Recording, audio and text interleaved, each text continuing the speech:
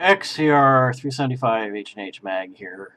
Doing this video as a response to the Prepared Minds video, Jade Helm 15, false flag, martial law, planning. Boy, that's a mouthful. He brings up a lot of good points. I'd like to address a couple.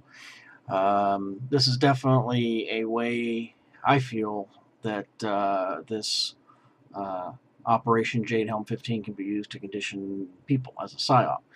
And I have a friend that was on the teams for 20 years in the military. He's retired now, and he's read over the PDF and the PowerPoint presentation, has been following it and everything. And he said to me that one of these type of operations of this large and of this magnitude has not been run in a very, very long time. He said the last one that he participated in was at the height of the Cold War. He says that, yeah, the military is always running training exercises and so forth. And he said, you train in the area that you're going to be operating in. And he said there could possibly be several areas. The United States, possibly over in Ukraine with the recent buildup of U.S. forces along NATO-Russian border. He says that's an option. They could be training in cities, but I kind of have to counter that and say, well, if that's the case, then why not train over in Eastern European countries such as Latvia, Lithuania, Estonia, Poland, and so forth, where the buildings and the structures are more identical to or similar to Ukrainian architecture and design and to Russian design. I've been to Poland and Ukraine and also to Russia. So the building structure and design is a hell of a lot different over there compared to our building structure and design. Just to, as an FYI and kind of a little bit of a tidbit factoid is their walls are about 4 times to 5 times thicker than ours in our structures, and that's because of the harsh environment and the building materials that they use. So why not train in countries that are similar to where there might be conflicts? Then another thing my friend brought up was too is it could be used, this Jade Helm 15, as a cover. He said perhaps there are terrorist cells, ISIL, ISIS, Al Qaeda, whatever, unfriendly groups, and they're using this Jade Helm 15 as a cover to go in and take them out, because he says it's got all of the special operations groups in it. And he said you're not only getting the special operations groups, but you're also getting all their support equipment, all their support services, medical, logistics, equipment, and so forth.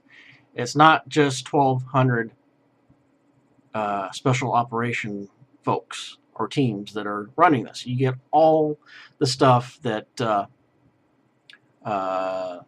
comes along with it. All the support personnel, the medical, the logistics, the fuelers, and so forth. So he's, I could say, is concerned about this. So he said you train in the area that you're going to be in. I know for a fact that's what we did when I was on the sheriff's department. These larger police departments and sheriff's departments have mock buildings, which has houses, apartment complexes, and stuff like that, and they train you on how to clear rooms, on what to look for. So we trained for the area that we would be patrolling in, and so forth. So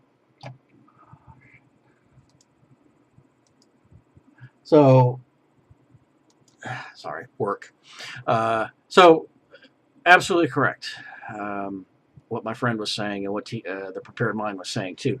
You train in the area that you're going to probably be operating in.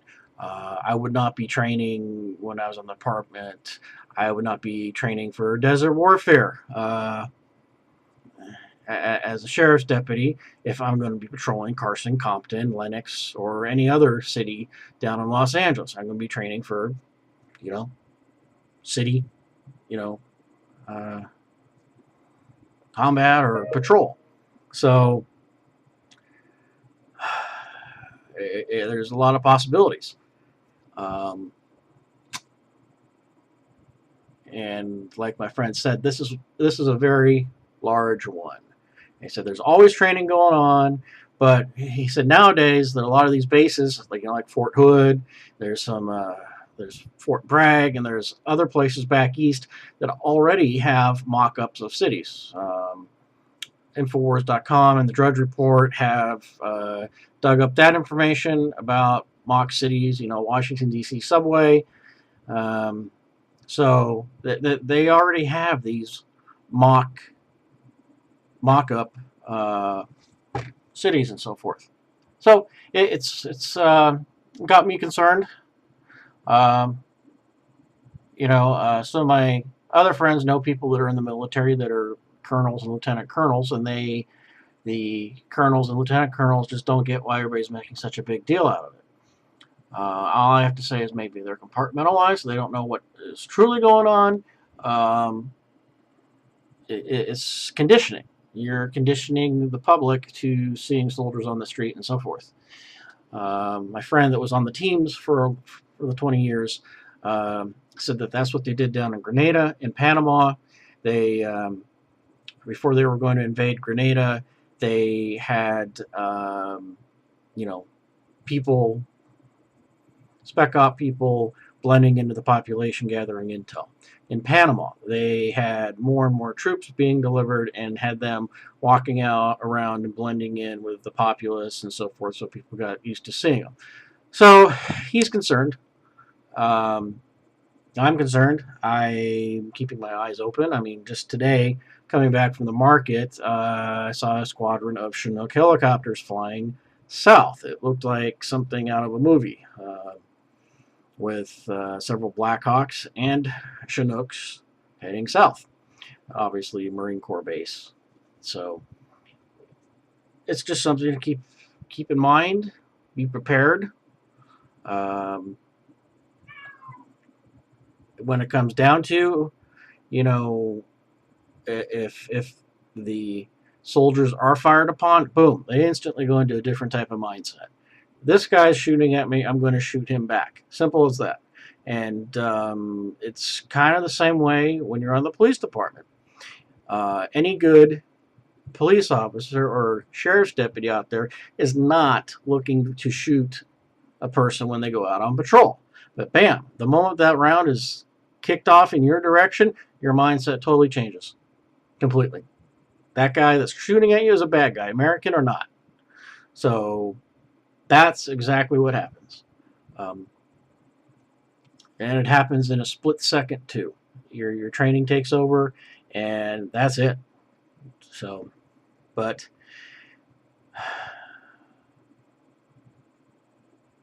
I think it could possibly lead into a false flag, or it's a cover. And,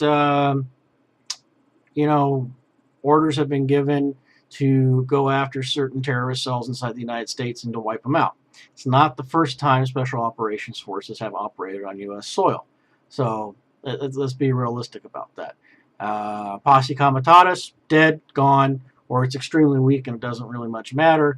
And all it is ink on paper anyway. So let's be realistic. And as for getting people conditioned for all this, like the Prepared Mind said, look at Boston. Even good people walked out of their houses with their hands up and complied. Okay, you didn't see anybody saying, no, go get yourself a search warrant just because you're looking for a bad guy doesn't give you the right to come into my house and force me out. You didn't see that. And you're going to have the 3 to 5% people that will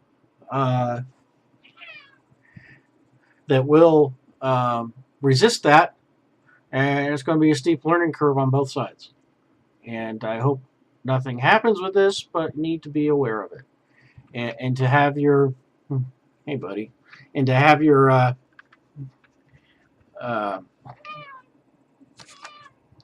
on, have your head in the sand is not going to do you or anybody else any good. So stay awake, be prepared, spread the word, and keep in touch, and use the social media to pass information along. And I'll report in on stuff that I see flying over my area. Apparently, I'm under one of the major, whatever you want to call it, air traffic ways where I live, and I'll report what I see. So, XCR 375 signing off.